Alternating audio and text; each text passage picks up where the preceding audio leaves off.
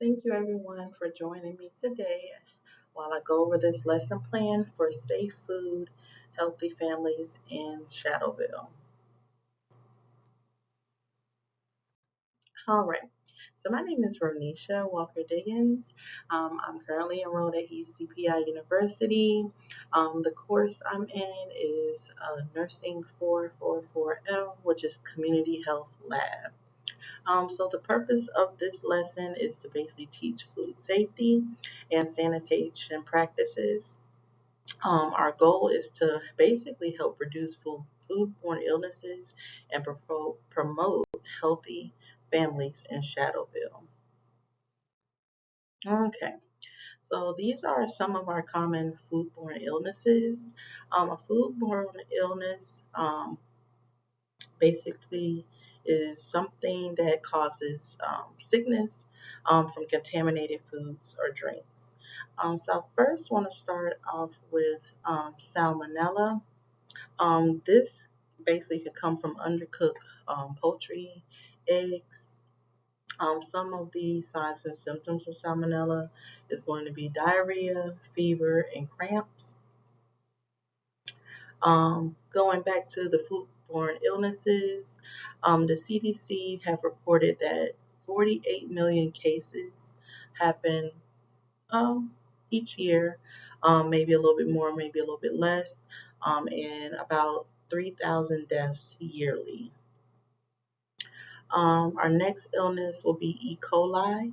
This comes from undercooked beef and lettuce. I know a lot of people, when they get their steak prepared, they always want well done.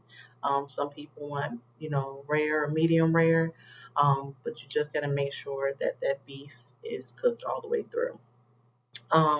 So with this, the E. coli, if it's very bad, it can cause kidney damage. Um, so that's not a good thing. Our next illness is going to be Listeria. And this comes from deli meats and cheeses. And I know we eat a lot of deli meats all the time: Subway, Zero Subs, um, Firehouse Subs, but you just want to be cautious. And also comes from soft cheeses. This illness can be very dangerous to pregnant women, newborns. So want to watch out for that. Um, then we have hepatitis A. This comes from poor hygiene, contaminated food or water. So you want to make sure that you're washing your hands. If you're in an area where water could be contaminated, if you can, get bottled water. With Hep A, it can cause fatigue, jaundice. Um, you have vaccines that can prevent it, and also hand hygiene is the biggest thing. Then nextly we have botulism, and this is from improperly canning foods um, or preserving foods. So some symptoms will be muscle weakness, blurred vision, difficulty breathing. So with the improper canned foods, what you want to do is basically prevent it by proper canning. Avoid bulging or leaking cans, especially for people that kind of can their own fruits and vegetables and sell them. Just want to make sure that those lids are tight, air sealed, so none of that illness will happen. Of course, source from that of contamination, undercooked meats. Um, just wash basically your produce. Um, or, like I said, it could come from poor storage and also cross contamination. All right. So, our second objective is basically how to handle food safely and how to store it. So, our four food safety principles is clean, separate, cook, and chill. So, of course, when cleaning, you want to make sure you wash your hands first.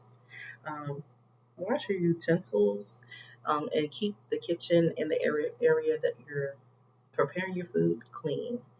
You want to separate your raw meats away from ready to eat foods. You want to use different cutting boards. Store your raw meat at the bottom of the fridge. That way, if anything happens to drip down, it's not like on the top shelf where it can drip down and contaminate foods that are not contaminated. Just always store it on the lower level. And then we have cooking, so always use a thermometer when appropriate.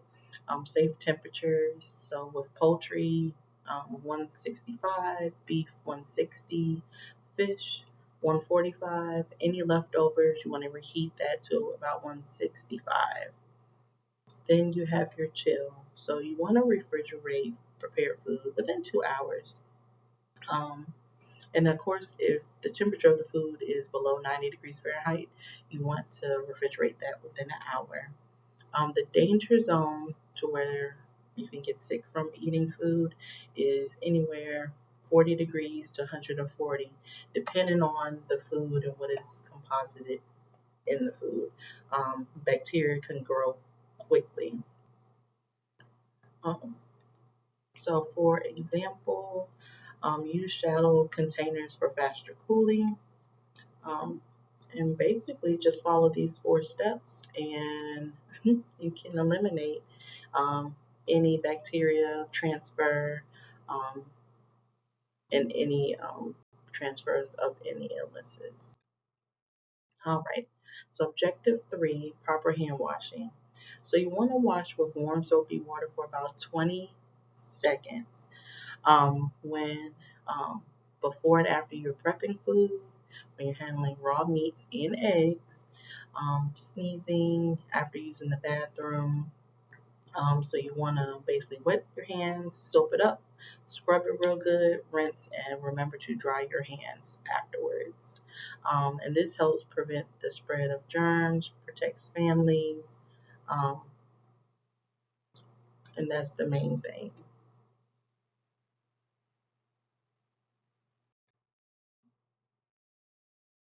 Alrighty. So basically, the key takeaway, of course, the common food illnesses that I went over, which is the Salmonella, the E. coli, the Listeria, and the Hep A and Botulism. So you always want to just remember that ties in with our 4 safety principles: cleaning, separate, cooking, and chill. Um, Proper hand washing can help eliminate a lot of this. And I know it's kind of hard sometimes. You're handling the baby, you're trying to cook, you're touching a doorknob, especially if you're at like a gas pump. You always want to make sure you wash your hands. If you're unable to wash your hands, using sanitizer is the next best thing. Just rub your hands together for a couple of seconds, distribute that really evenly, and that should make really big difference. Of course, preventing illness keeps families healthy and reduce ER visits. Like I said, something that could have been simple, washing your hands, or if you don't wash your hand, put your hand in your mouth, or a baby put their hand in their mouth, and now they have strep throat. Um, and this goes to not just hand washing, but environmental. Keep your environment clean. If you're dusting anything, open up a window, an air purifier, because a lot of those bacteria can kind of get down into the system, causing some inflammation. So you just always want to keep a whole lot of things clean. So if you want, share these practices at home and in your community. Just promote a lot of hand washing, hand washing, hand washing. I do have a survey for you guys to take. The link will be down below. So please take that. And if you have any questions, just comment below and I'll answer. Thank you.